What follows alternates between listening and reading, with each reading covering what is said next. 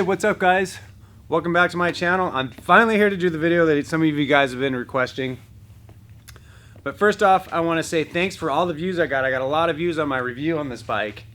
And I gained almost 100 subscribers out of it, so that's really great. Thanks a lot. I appreciate all my new subscribers and all the people that have watched these videos. I hope you guys got a little bit of information and helping you guys figure out if you want this style of bike or this particular bike or whatever it is you guys are looking for. Hope some of the information I've provided has helped. So anyway, in this video, what we're going to go over is some of the modifications that I've done to the bike, and especially the one that you guys have been asking about and been curious about is relocating the battery from the stock position here, which obviously you don't see it there, to here, ta-da, under the seat. And with being able to do this, it enables you to have two batteries mounted to the bike. This is the original 48 volt 11.6 amp hour battery. I went with a bigger battery. I went with a 52 volt, which gained me about 2 miles per hour speed wise, and it's in a 17.5 amp hour, so I got quite a bit more range out of this one. I haven't done a full range test on that, so we'll do that and in a later video, and we'll also show you guys how to reprogram the Bangfeng 750 watt motor. I've been messing with the reprogramming of it and stuff. I don't quite have it exactly where I want, but I'm getting close. And once I get that dialed in and I really understand how it all works, I'll explain what I've done and things like that. But without any further ado, let's get on with what you guys have been curious about, and that is relocating the battery. This was like such an easy modification. I don't know why they don't come like this from the factory. I think it looks cleaner to me, and it enables you to have a dual battery option if you really want to get some big range. This mod honestly costs, like if I had some silicone wire to extend the wires, but this mod is probably like a $20 to $25 mod if you have to buy some wires and some extra connectors. It's very simple, very inexpensive. So without any further ado, I'll grab the camera and we'll get up close and I'll show you guys exactly what I did. Okay, first thing I got to do, show you guys how to do this, is remove the battery. You always want to make sure you lock your battery on. It doesn't matter if it's here or if you guys relocate it up here. If you do not lock that battery on and remove that key, it will rattle that lock loose and come out. But since I've done this mod, and another reason I've waited so long to do this video, other than with work and family and you know, I don't know if any of you guys have been following my channel. I work in the oil field, so I've gone for 2 weeks and then I'm home. And this time home, I was working while I was home, so I've been just super busy. But anyways, another reason I waited is I wanted to get some miles on my bike after this mod to make sure that everything was cool. And I've put about 110 miles on it since I've done this battery location mod. So what we need to do is we need to remove the battery real quick.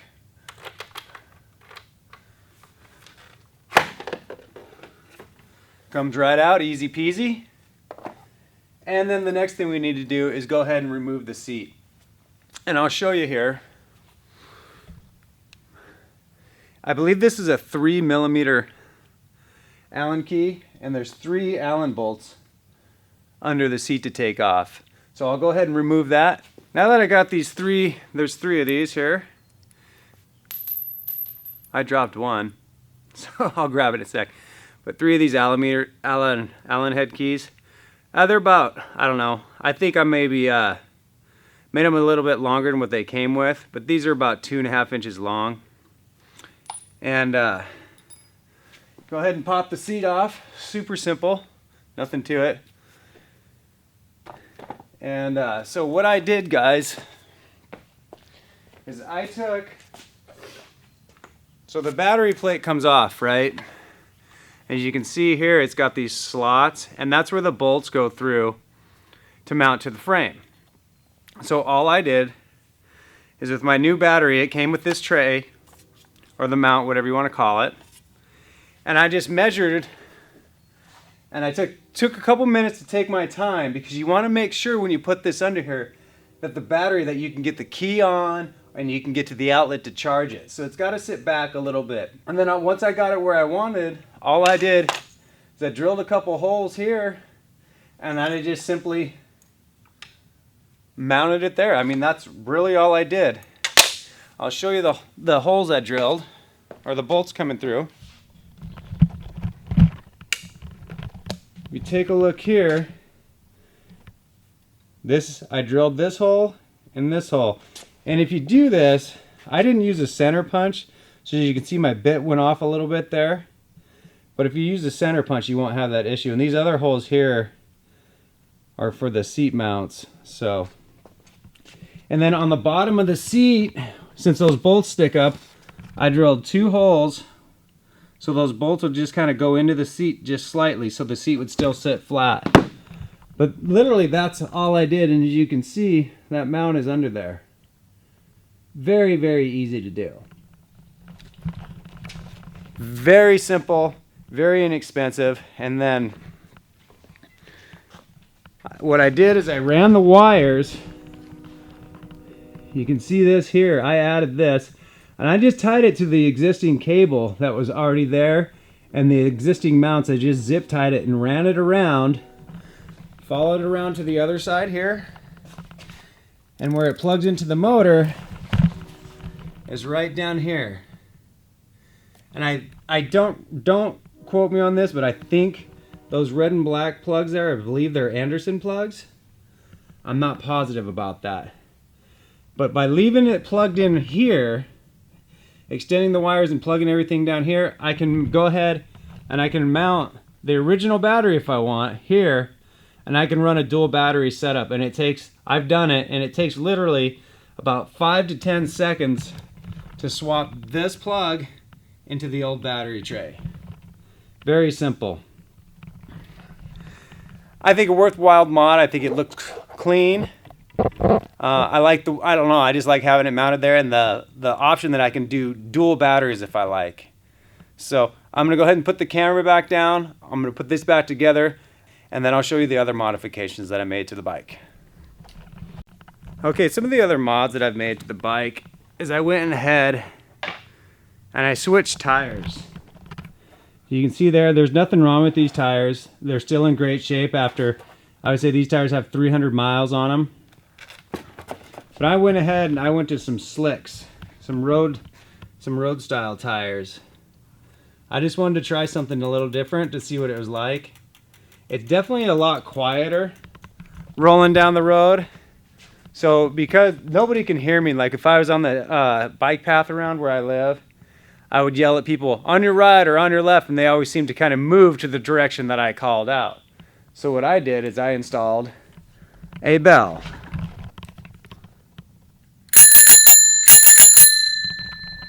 That works a lot better, and you can hear it really, really well. And usually what it gets them to do is I'll ring the bell and they'll turn around, they'll see where I'm coming from, then they just move out of the way. So let's see, the other modification that I've done is I've changed the chain ring. I went to a 52 tooth because they did not have any more of the 46 tooth, because the original chain ring that came with the bike is just junk. It's really weak. You can see the teeth on it. They're getting really wore.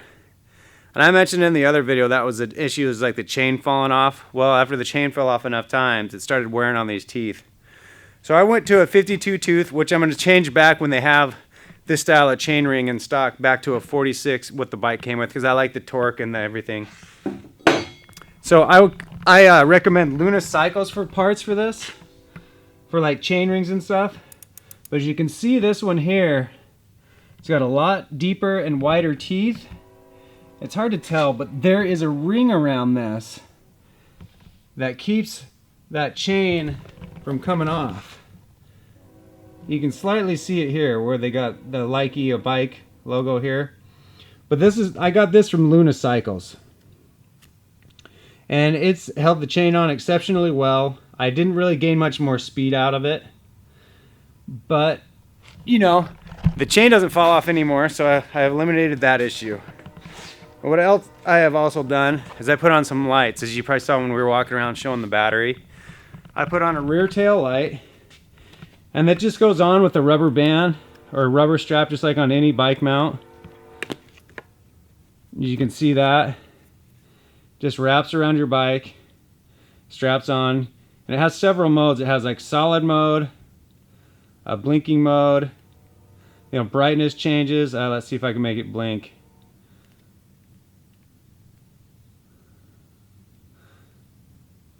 There. Or a strobe mode, I guess you'd call it. And then it's rechargeable. There's the charging port back there. And then, I don't know if any of you guys watch my other videos. Well, I better stay in the light here. I have a boosted board, and I put shred lights on it. Well, instead of buying a light for the front, I just went ahead and put my shred lights on here. And they actually work really, really well. I just attached them with zip ties. Kind of a shrewd way to do it. But I attached them there to the display, and they worked great. I just kind of moved the display around a little bit to get it where I wanted. But you can see they do work really well.